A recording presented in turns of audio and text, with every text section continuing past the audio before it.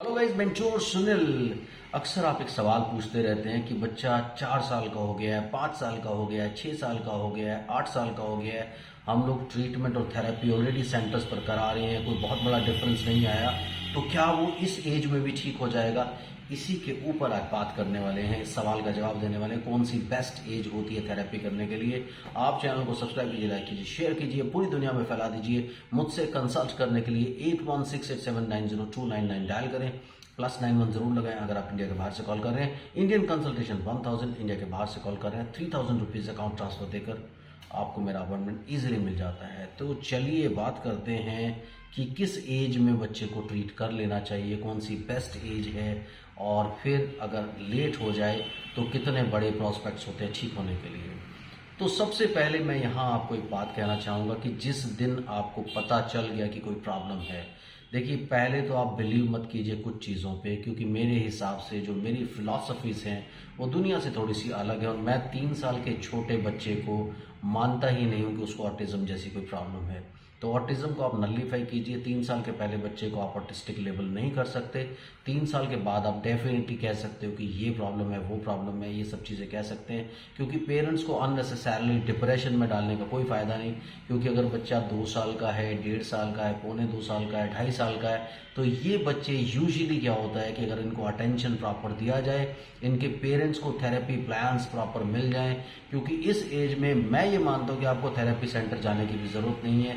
आप अपने बच्चे को सिंपली पेरेंट्स ट्रेनिंग प्लान लेकर के ट्रीट करने की कोशिश कीजिए। लेकिन अगर आपको सेंटर कोई अच्छा मिलता है जहाँ पे बहुत क्वालिफाइड थेरेपिस्ट मिलता है, क्योंकि इतनी जजमेंट आप खुद भी कर सकते हैं कि आपका जो थेरेपिस्ट है वो कम से कम उसका जो एक डिग्री, बैचलर डिग्री तो उसके पास होना चाहिए। अगर मास्टर्स और पीएचडी है तो सोने पर सुहागा। समटाइम्स क्या होता है कि कुछ छोटे छोटे डिप्लोमा किए हुए लोग आपके बच्चे को हैंडल कर रहे होते हैं, ट्रीट कर रहे होते हैं, तो वहाँ पर चांसेस पूरे होते हैं, क्योंकि कहीं ना कहीं पूरी नॉलेज नहीं होती है, और वहाँ पर चांसेस पूरे होते हैं कि आपका टाइम वेस्ट हो जाएगा। तो कम से कम बैचलर डिग्री हो, मास्टर्स और पीएचडी है तो बहुत अच्छी बात है। अगर ये सब चीज़ें होंगी, उसके साथ साथ अगर बहुत अच्छा एक्सपीरियंस है, लोगों की फीडबैक है, तो क्या ही कहने। तो आप कोशिश कीजिए कि अपने बच्चे को, अगर आप सेंटर में ले जा रहे हैं और उसकी उम्र 1.5 साल, 2 साल, 2.5 साल है, तो मैं आपको यकीन दिलाता हूँ कि अगर सामने आपके बहुत क्वालिफाइड थेरेपिस्ट है तो वो 6 महीने के अंदर आपके बच्चे को, यानी 3 साल की एज के पहले, तो मैं हमेशा कहता हूँ कि 2 से 3 साल का जो एज का पीरियड है उसे वेस्ट मत कीजिए, उसे यूटिलाइज कीजिए और जल्दी से जल्दी अपने बच्चे को ठीक कीजिए। अगर आपके यहाँ कोई बहुत क्वालिफाइड थेरेपिस्ट नहीं है तो आप मुझसे पेरेंट्स ट्रेनिंग प्लान ले सकते हैं और घर पर चीज़ों को स्टार्ट कर सकते हैं। तो ये स्टार्ट करके आप अपने बच्चे को जल्दी से जल्दी ठीक करें। अगर आपका बच्चा 3 साल का है तो उसको ऑलमोस्ट 1 साल का टाइम लग जाता है ठीक होने के लिए। समटाइम्स 1.5 साल तक भी आप चले जाते हैं, लेकिन इससे ज़्यादा टाइम नहीं लगना चाहिए, और इस एज में आपको अपने बच्चे को ठीक कर लेना चाहिए। अगर आपका बच्चा 4 साल का है तो उसे 1.5 या 2 साल तक का टाइम भी लग सकता है।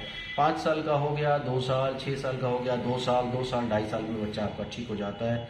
लेकिन मतलब डिप्रेस होने की ज़रूरत नहीं है। अगर आपका बच्चा ज़्यादा एज में भी चला गया है, उसको ठीक किया जा सकता है। लेकिन आपकी पॉजिटिविटी और आपकी कमिटमेंट, कितने अच्छे से आप प्लान्स को फॉलो करते हैं, कितना बड़ा डिसिप्लिन आप बनाते हैं, ये उस पर डिपेंड करता है। इसलिए फिक्र मत कीजिए। अगर आपका बच्चा 4 साल, 5 साल, 6 साल, 7 साल हो गया है, आप जल्दी से जल्दी कंसल्ट करें, बट और डिले मत कीजिए।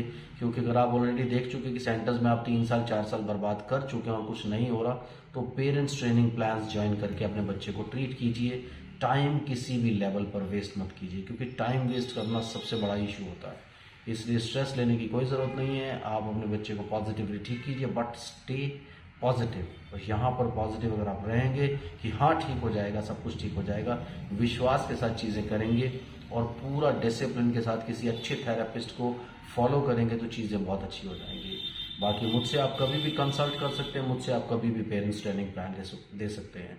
ऐसे ही कमेंट करते रहिए, क्योंकि आपके कोई बहुत अच्छे कमेंट मैं नहीं देख रहा हूँ फिलहाल, क्योंकि मैंने आपको बोला कि कमेंट ऑफ द वीक के लिए कुछ डिफरेंट, कुछ स्पेसिफिक, कुछ अलग सा, कुछ यूनिक सा कमेंट होना बहुत इंपॉर्टेंट है, जिससे कि लोगों को भी नॉलेज मिले। कुछ कमेंट जो पीछे आए हैं वो सारे आपके बच्चों को लेकर के हैं, उसमें कोई स्पेशल ऐसा कमेंट नहीं किया गया है जिसको कमेंट ऑफ द वीक बनाया जा सके। तो आप कमेंट ऑफ द वीक के लिए कुछ अच्छे कमेंट सेंड कीजिए ताकि हम लोग आगे बढ़े। Thank you very much, bye bye.